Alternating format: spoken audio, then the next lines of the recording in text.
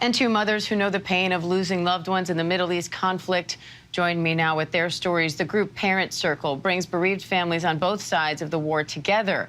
Robi Damlin and Layla Al-Sheikh are here to tell us more about that. Thank you both for coming on. First of all, I'm so sorry for your loss and that you even have to come on here to talk about something you never should have endured. So I cannot imagine the strength. So I appreciate you just coming in and sharing your stories. And I just want to give a little bit of background here because, Robi, a Palestinian sniper killed your son, David. There's his photo there in March of 2002. Layla, that same year, your son, Qusay, became ill, and you say Israeli soldiers prevented you from getting to the hospital for hours, more than 5 hours leading to his death. And so, Robi, why do you think your organization is so important to the healing process of families like yours and like Layla's?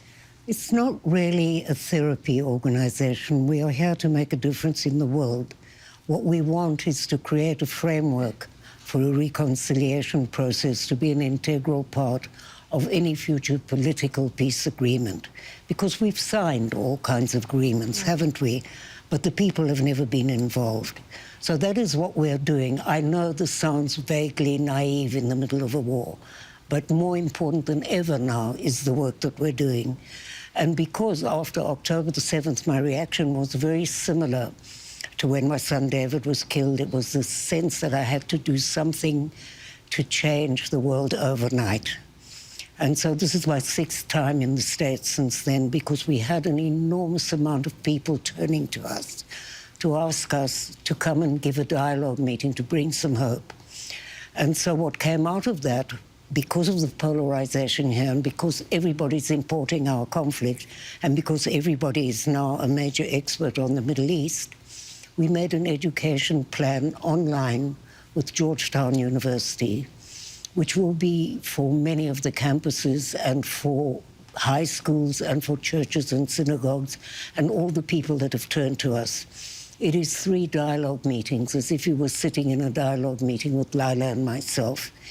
It is with question and answer and a manual that Georgetown University helped us to prepare.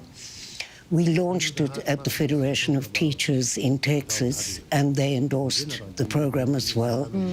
And we had, 2 months ago, we were at NYU, where we also did the program. And so it's growing and growing, and universities are asking for it. And actually, Italy and Germany and Great Britain want the program.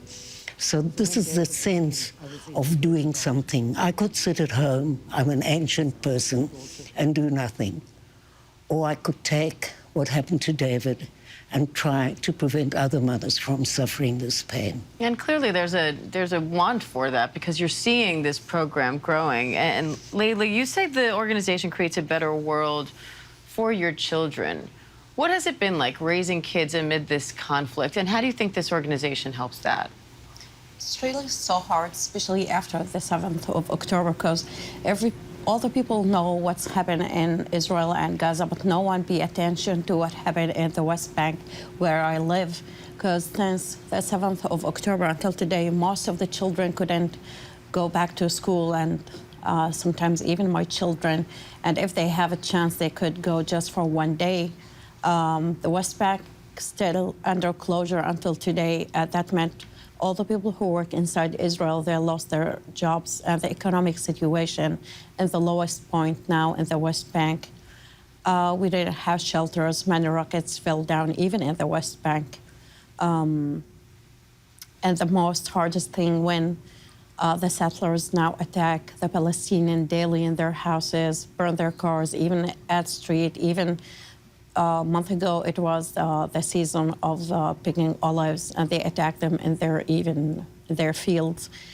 This is so hard for me, not just for me, for every Palestinian to raise his children in this situation, but because we believe that they deserve a better life, we try to do our best in our organization to spread the message of peace and reconciliation. And so let's talk about what that looks like, because this latest conflict has dragged on for more than a year. And to Robi's point, we've seen peace agreements, we've seen deals, we've seen this conflict has gone for many, many years and decades now. So how do you see the hope to not just end this conflict, but to create real long-term peace for your children and their children?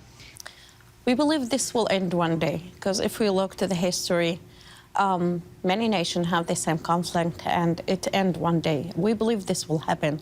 But at the same time, we can't sit aside and just watch.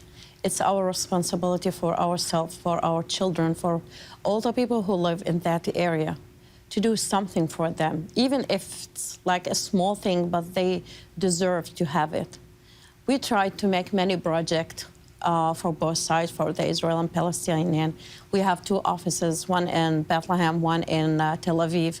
We try to do our best to let as much as we can to bring people to be involved in this kind of project, to give them a chance to understand each other, because we have walls of anger and knowing each other, hatred, and we try to put cracks in those walls to make it down and give them a better chance to know each other, because it's not about comparing the pain, or it's not about, say, who's first, who's second, who's right, who's wrong. It's about understanding each other, respecting each other.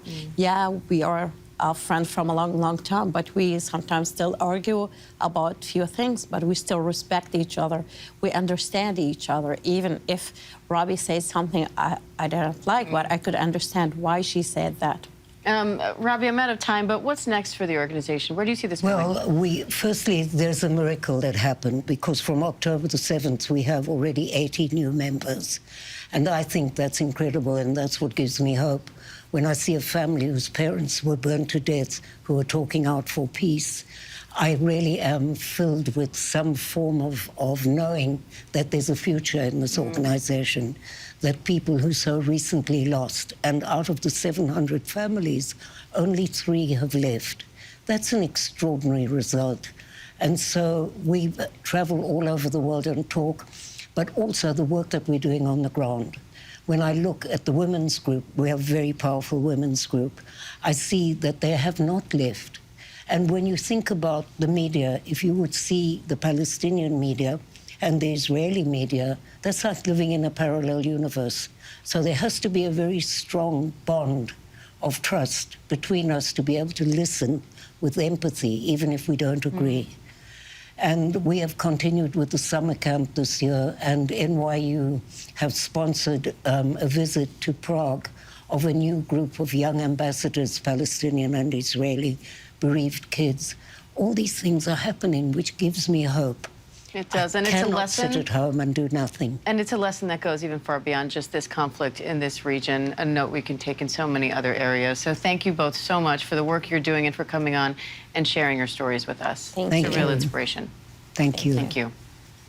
And we have much more news ahead. We'll be right back.